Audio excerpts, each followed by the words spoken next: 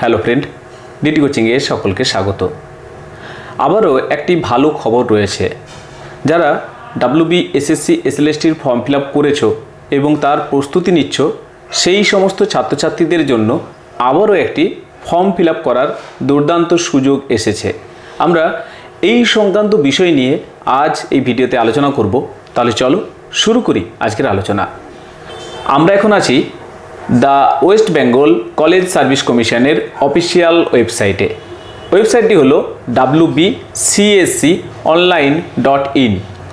এখানে প্রথমেই যে বিজ্ঞপ্তিটি রয়েছে সেটি হলো অ্যাপ্লাই ফর 27 সেট এক্সাম 2025। যারা আবেদন করবে তাদের জন্য এই অ্যাপ্লাই নাও, এবং যারা এই সংক্রান্ত সম্পূর্ণ ডিটেলস চাও তাদের জন্য বলবো তোমরা অবশ্যই এই নোটিফিকেশনটিকে ডাউনলোড করে নাও। আমরা এটিকে ডাউনলোড করে নিচ্ছি এবং সমস্ত বিষয়টি এখানে আলোচনা করছি কি রয়েছে এই বিজ্ঞপ্তিতে। আমরা ডাউনলোড করে নিয়েছি। এই হলো ডিটেলস নোটিফিকেশন। এখানে রয়েছে স্টেট এলিজিবিলিটি টেস্ট অর্থাৎ SET সেট। এই সেট এক্সাম নেওয়া হয় কিসের জন্য না, দেখো, for the post of assistant professor in West Bengal, অর্থাৎ অ্যাসিস্ট্যান্ট প্রফেসর নিয়োগের জন্য এই সেট কারা দিতে পারবে, কবে থেকে ফর্ম ফিল আপ শুরু হচ্ছে, কত ফি লাগবে, সমস্ত ডিটেলস আমরা আজ এই ভিডিওতে আলোচনা করব। দেখো, এখানে আমরা দেখতে পাচ্ছি অ্যাডভার্টাইজমেন্ট নম্বর দেওয়া রয়েছে। নম্বরটি হলো 27/সেট, অর্থাৎ এটি 27তম সেট এক্সামের নোটিফিকেশন। এবার দেখো, এখানে ওয়েবসাইটটি দেওয়া রয়েছে। অবশ্যই ওয়েবসাইটটি ভালোভাবে দেখে নাও। এই ওয়েবসাইটে গিয়ে এইভাবে তোমরা নোটিফিকেশনটি ডাউনলোড করে নেবে এবং অ্যাপ্লাই ফর এই অপশানে গিয়ে তোমরা ফর্মটি ফিল আপ করবে। দেখো, প্রথমে আমরা দেখে নিই ইম্পর্টেন্ট ডেট সম্পর্কে, কারণ এটি খুবই গুরুত্বপূর্ণ, সেই জন্য ইম্পর্টেন্ট ডেট। এই ডেট পেরিয়ে গেলে আর ফর্ম ফিল আপ করা যাবে না। ফর্ম ফিল আপ শুরু হচ্ছে অনলাইনে। ফর্ম ফিল আপের যে ডেট সেটি হলো 1 আগস্ট 2025, অর্থাৎ গতকাল থেকে ফর্ম ফিল আপ শুরু হয়েছে এবং ফর্ম ফিল আপ চলবে।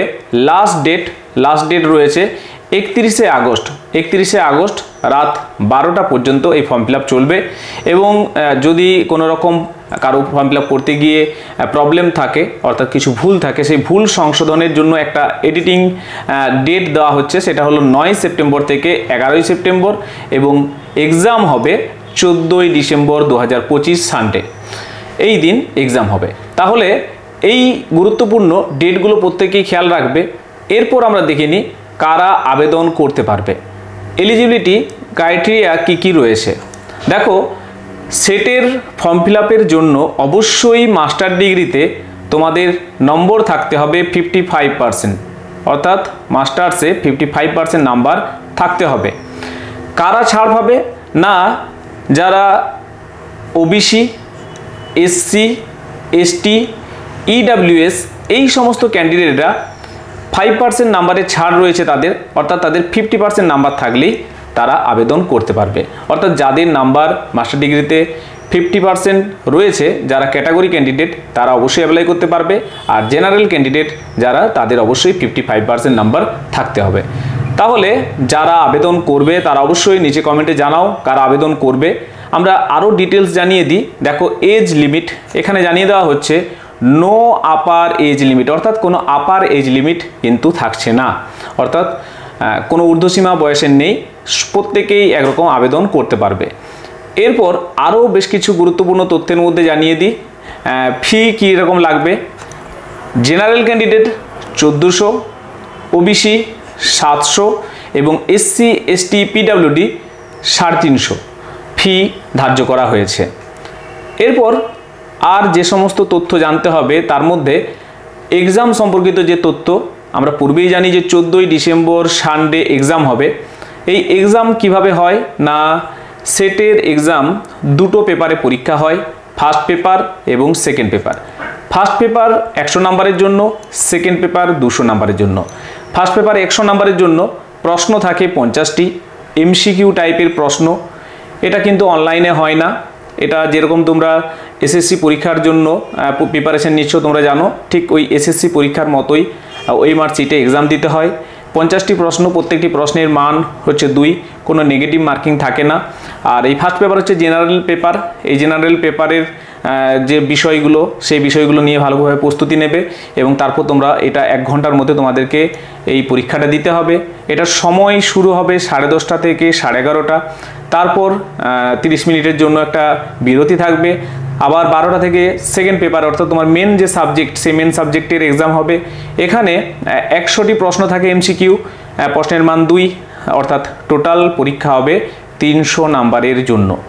এর উপরে কাট অফ হয়, সেই কাট অফ নির্ভর করে যারা কোয়ালিফাই করবে তারা সেট পাস করবে। এবার আরও কিছু তথ্য তোমাদের জেনে নেওয়া এই প্রসঙ্গে প্রয়োজন রয়েছে, অর্থাৎ কোন কোন সাবজেক্ট রয়েছে। দেখো, বিশেষ করে জানিয়ে দিই যে সমস্ত সাবজেক্টগুলো রয়েছে যারা অ্যাপ্লাই করবে তাদের জন্য। এই হলো টোটাল সাবজেক্ট, মোট 33টা সাবজেক্ট রয়েছে। প্রত্যেকটা সাবজেক্টের কোড দেওয়া রয়েছে।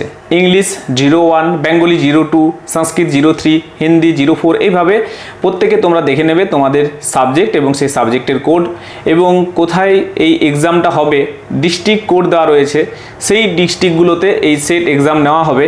দেখো, আলিপুরদুয়ার, বাঁকুড়া, বীরভূম, কোচবিহার এবং তাদের ডিস্ট্রিক্ট কোডগুলো কিন্তু পাশে দেওয়া রয়েছে।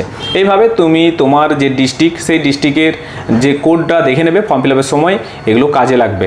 অর্থাৎ তুমি চাইছো কোথায় ফর্ম ফিল আপ করতে, সেই ভিত্তিতে তুমি যেখানে পরীক্ষাটা দিতে চাইছো সেই সমস্ত বিষয়। আর পূর্বে আমরা যেটা বলেছি যে ওএমআর সিট, সেই ওএমআর সিটে এক্সাম হবে, সেটার আলাদা আলাদা বুকলেট থাকবে, XYZ এই সমস্ত বিষয়।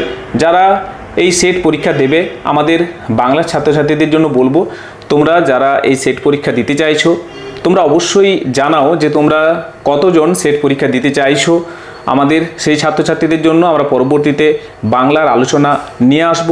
পাশাপাশি তোমাদের অবগতির জন্য জানিয়ে দিই, আমাদের নেট সেটের প্রচুর আলোচনা আমাদের চ্যানেলে রয়েছে, তোমরা সেখান থেকে তোমাদের এই পড়াশোনার হেল্প নিতে পারো। পাশাপাশি তোমরা যদি চাও তাহলে আমাদের অবশ্যই একটু জানাবে যে হ্যাঁ আমরা চাইছি কিছু আলোচনা, আমরা আবার সেই সেট আলোচনা। তবে অবশ্যই এই এসএসসি পরীক্ষার যে আলোচনা চলছে, এই আলোচনার পর আমরা সেই সমস্ত আলোচনা নিয়ে আসব। দেখো, তারও যথেষ্ট সময় রয়েছে, তো তোমরাও এটা করতে পারো যে এই মুহূর্তে ফর্মটা ফিল আপ করে রাখো, এসএসসি এসএলএসটির জন্য প্রিপারেশন নাও এবং তারপর যখনই এসএসসি পরীক্ষা হয়ে যাবে তোমরা আবারও একটা প্রস্তুতিতে নেমে পড়ো। এইভাবে তোমাদের এই যে জার্নিটা, এই জার্নিটা রাখতে পারো। কারণ এই এসএসসির যে প্রস্তুতি, এই প্রস্তুতির মাঝে যদি একটু ফর্মটা ফিল আপ করে রাখো তাহলে তোমরা আবারও আরেকটা প্রস্তুতিতে নেমে পড়তে পারবে। কিন্তু তোমরা যদি ভাবো যে এসএসসি পরীক্ষার পর আমরা দেখবো আবারও কোনো পরীক্ষার জন্য, তাহলে অনেকটা দেরি হয়ে যাবে।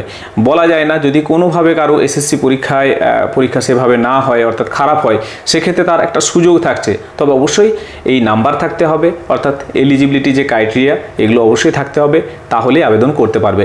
যারা সেটের সিলেবাস দেখতে চাও, আমাদের বাংলা ছাত্রছাত্রীদের বলবো, আমরা ভিডিওর শেষে এন্ড স্ক্রিনে সেটের সিলেবাসটা দিয়ে দিচ্ছি, সেখান থেকে তোমরা দেখে নাও যে তোমাদের এই সিলেবাসটা কেমন লাগছে। আমরা আমাদের বাংলার যে অর্থাৎ সেকেন্ড পেপারের যে সিলেবাস, সেই সিলেবাসটা দিচ্ছি, তোমরা সেটা জানাবে। তোমাদের প্রয়োজন অনুসারে আমরা সেই সমস্ত টপিকগুলো আমাদের চ্যানেলে নিয়ে আসবো। তো এই ছিল খুবই গুরুত্বপূর্ণ একটা বিষয়, আমরা সকলে অবগতির জন্য তুলে ধরলাম। যদি ভালো লাগে তাহলে অবশ্যই লাইক এবং বন্ধুদের শেয়ার করে এই বিষয়টা প্রত্যেকে জানিয়ে দাও। ভালো থাকো, পড়াশোনাতে থাকো, ধন্যবাদ।